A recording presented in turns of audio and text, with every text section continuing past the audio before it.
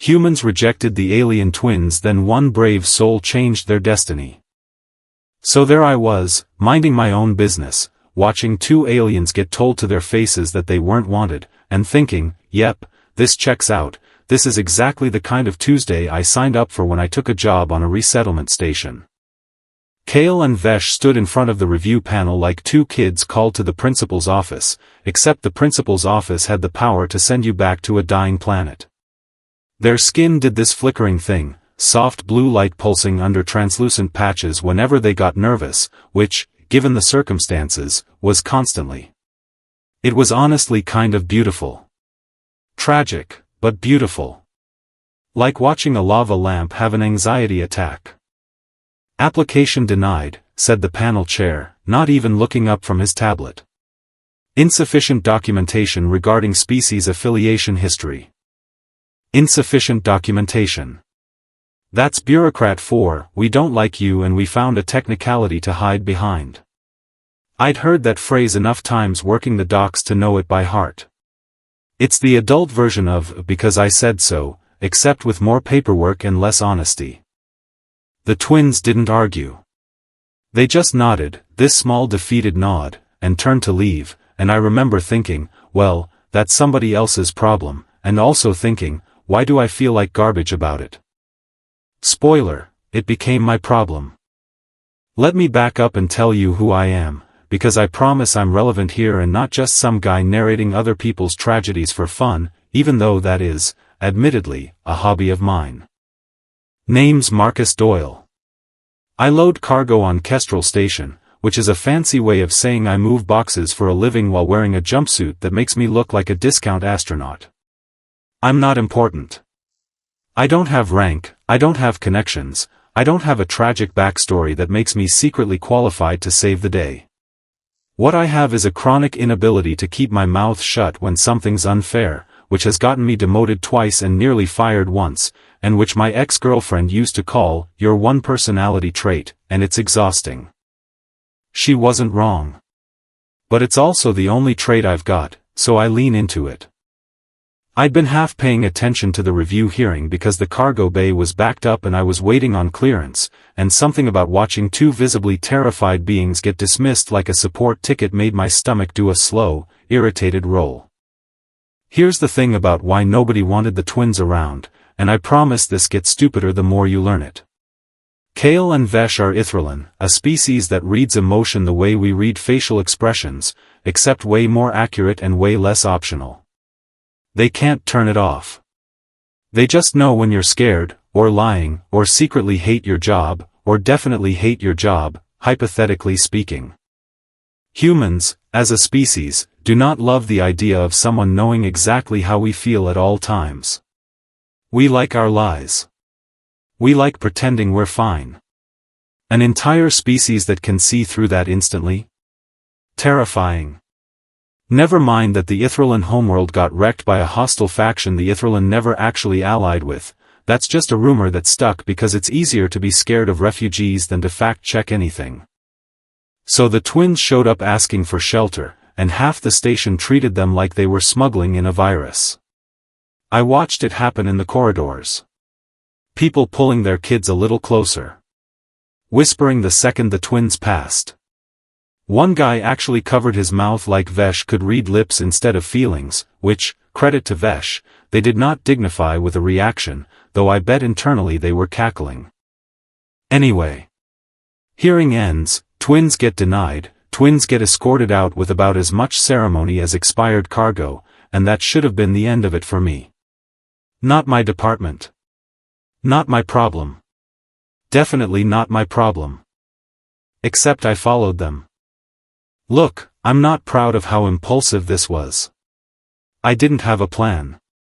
I just saw two people about to get shoved out an airlock of paperwork and into a shuttle back toward nothing, and my one personality trait kicked in before my brain could stop it. I caught up with them near the transit dock, where a station worker was very unenthusiastically telling them their temporary ration cards had already been deactivated, because apparently denial of asylum comes with an instant side of also you don't get to eat here anymore, which, cool, very humane, very compassionate, 5 stars. Hey, I said, which is not a great opening line, but it's what I had. You two eaten today?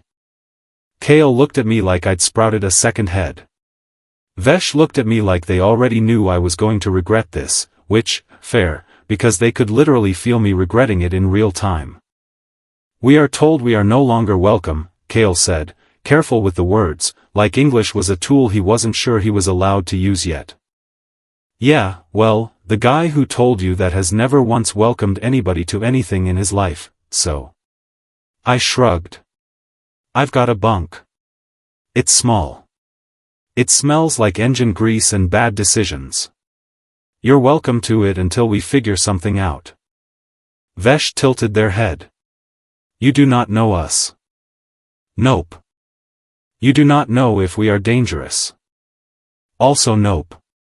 But I do know what it looks like when a room full of people decide to be awful to someone just because it's easier than being decent, and I've seen enough of that this week, thanks. There was a pause where I was fairly sure Vesh was reading every ounce of anxiety radiating off me, because let's be honest, I was absolutely regretting this already, in real time, exactly like I said I would. Okay, Kale said finally. Okay. Thank you. And that's how I ended up with two homeless alien twins crashing in my one-room bunk, which, if you'd told me that morning, I would have said absolutely not, and yet here we were. The first few nights were exactly as awkward as you'd expect. Turns out when you live with people who can feel your every mood, you can't just quietly seethe about your day, you have to actually talk about it, which is deeply unfair to someone like me who prefers to bottle things up until they become a personality disorder. But we talked. Kale told me about their homeworld, this place with floating cities and light that changed color with the seasons, gone now, turned to rubble by people who wanted their territory and didn't care who was living on it. Vesh told me, with a completely straight face, that they found human sarcasm, structurally illogical but emotionally satisfying, which might be the nicest thing anyone's ever said about my personality. They tried sarcasm back at me a few times. It did not go well. Vesh once told me my cooking was an act of violence against the concept of food, and I laughed so hard I choked on said violent food, and honestly, 10 out of 10, no notes, that's a solid burn for someone who's had human speech patterns for about 4 days. We were becoming something. Not quite friends yet. But something. Of course, that's exactly when the universe decided to remind me that I don't get nice things without consequences. Commander Elena Reyes showed up at my bunk door 8 days in, flanked by Dr. Thaddeus Grimm, who has the personality of a filing cabinet and the warmth of deep space.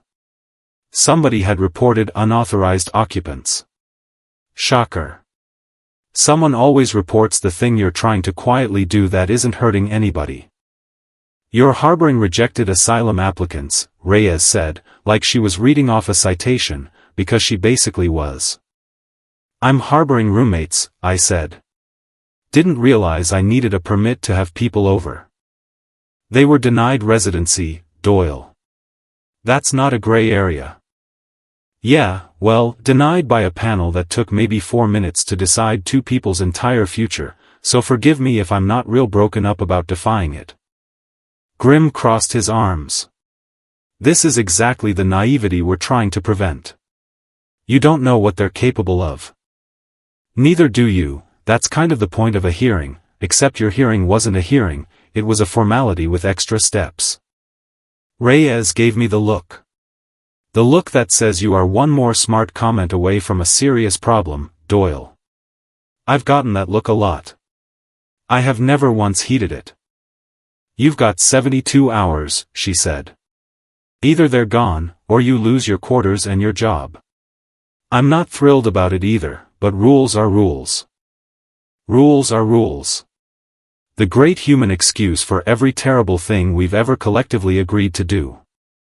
I wanted to say something else, something cutting, but she was already walking away, and honestly, I didn't have a plan yet, just a countdown clock and a bad attitude.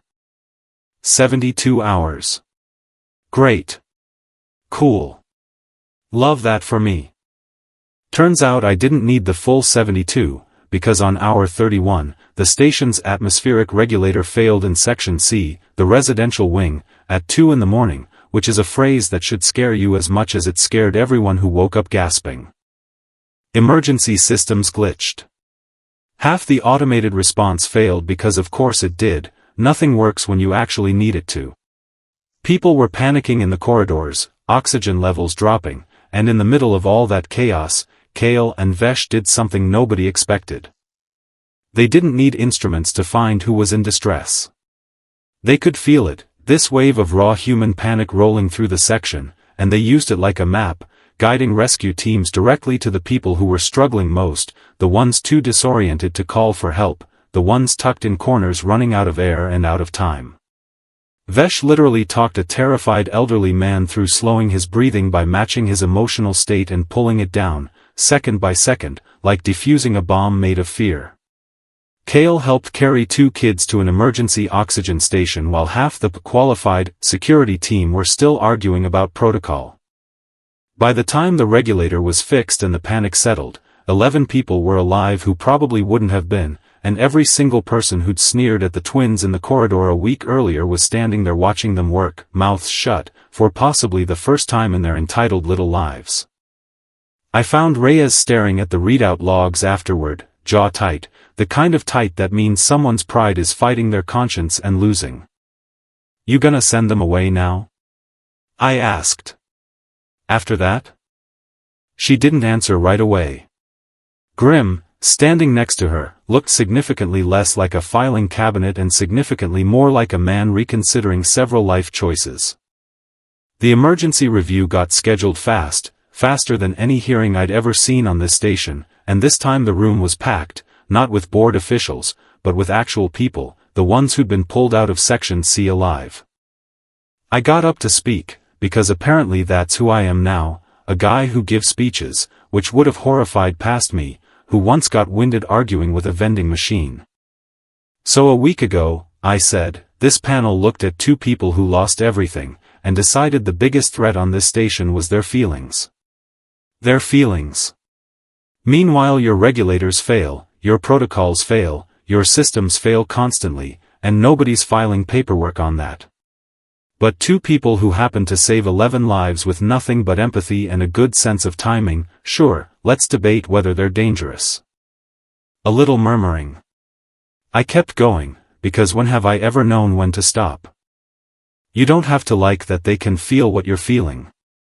Honestly, most days, neither do I. It's inconvenient, it ruins my ability to lie about how my day's going. But that's not a crime. That's not a threat. That's just uncomfortable, and being uncomfortable isn't a good enough reason to send people back to nothing. Silence. The good kind, the kind where people are actually thinking instead of just waiting for their turn to talk. The vote came back reversed. Kale and Vesh, granted residency, official station citizens, no more countdown clocks hanging over anybody's head. Vesh looked at me afterward with something that might have been the alien equivalent of a smirk. "You gave a speech," they said. "It was emotionally excessive." "Yeah, well, it worked, so you're welcome." We are aware it worked. We could feel the room shift. It was satisfying. Kale, standing beside them, actually cracked a joke of his own for the first time, something about how humans apparently only listen to logic when it's shouted with feelings attached, and honestly, buddy, you're not wrong, that's basically our whole deal. A few months later, Vesh got taken on as a counselor for new arrivals, because who better to help scared refugees than someone who can literally feel exactly how scared they are and knows how to talk them down from it. Kale ended up on my cargo team, which means I now work alongside a guy who can sense when I'm about to complain before I even open my mouth, which has cut my complaining down significantly, mostly out of embarrassment. People still stare sometimes. Old habits, old fears, they don't vanish overnight just because a couple of lives got saved. But it's different now. Quieter. Less whispering, more nodding. So yeah.